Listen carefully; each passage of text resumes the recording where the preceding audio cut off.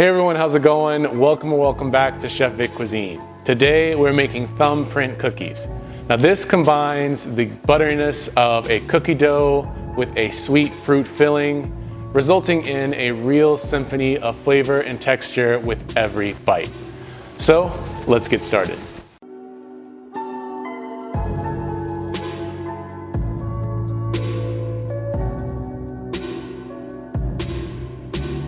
Alright, so diving right into this recipe, in the bowl of a stand mixer fitted with a paddle attachment, we want to add in 1 cup's worth of unsalted butter that's been softened to room temperature, and we're going to mix that on high speed until it becomes creamy, which should take about 1 minute. And now, switching it to medium speed, we want to add in 2/3 cup of granulated white sugar, 1 teaspoon of pure vanilla extract, and 1/2 teaspoon of almond extract, and mix these until they're all well combined. You want to make sure you scrape down the sides and the bottom side of the bowl throughout this process. Next up, we're going to add in 1/4 teaspoon of salt and 2 1/4 cups worth of all-purpose flour, and mix this on low speed, whisking the ingredients together until a soft dough forms. We're going to press this dough down to compact it into a ball and then wrap it with plastic wrap. We're going to place this in the fridge and chill the dough for at least 3 hours. The dough has to be chilled for this recipe to work.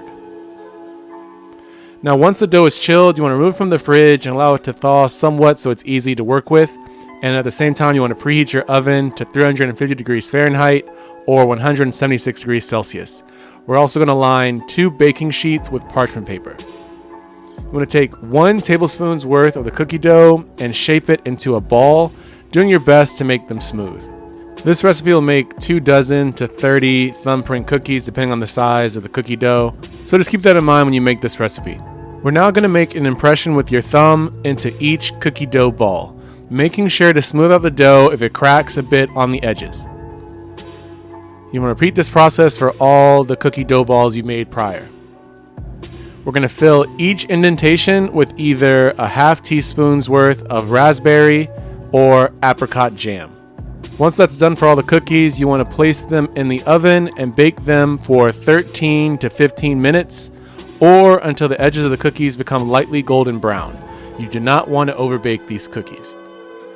Once that time is up, we want to allow the cookies to cool on the baking sheet first for 5 minutes before we transfer them to a wire rack to cool completely. This should take about 30 minutes for these to cool entirely. And while those are cooling, we want to create the glaze for our recipe. So in a small bowl, we want to whisk together 1 cup's worth of powdered sugar with 2 tablespoons of whole milk and 1 teaspoon of pure vanilla extract. Once that's all whisked together, this should have a smooth yet thick consistency. You want to drizzle each cookie with this glaze, and the glaze itself will set within 1 to 2 hours. And once that's done, these are ready to be served and enjoyed. And just like that, you've made thumbprint cookies right at home. You can try rolling the cookie dough in chopped nuts or coconut flakes before making the thumbprint indentation. This will add a crunchy texture and extra dimension to the finished cookies. And also, feel free to mess around with the filling you use. You can always use your favorite flavor. Apple jam is really good, and so is peach as well. But when you do try this at home, be sure to tag me at Chef Vic Cuisine or hashtag Chef Vic Cuisine so I can see your great takes on this dish. As always, this recipe and many more can be found in my cookbook, Chef Vic Cuisine Volume 5, Mastering Your Inner Chef. And that's available on Amazon, and I'll be sure to leave a link to that in my description box. And feel free to click the pop-up on your screen for more information on that as well. Thank you all so much for watching. I really hope you enjoyed this recipe, and if you did, make sure you smash that like button for me. It's one of the best ways to show support for the channel. If you haven't done so already, make sure you hit that subscribe button too, and feel free to share this with all your family and friends. And stay tuned for next week where I try to make a 5-star dessert, my pecan pie. This is really easy and it comes out tasting great.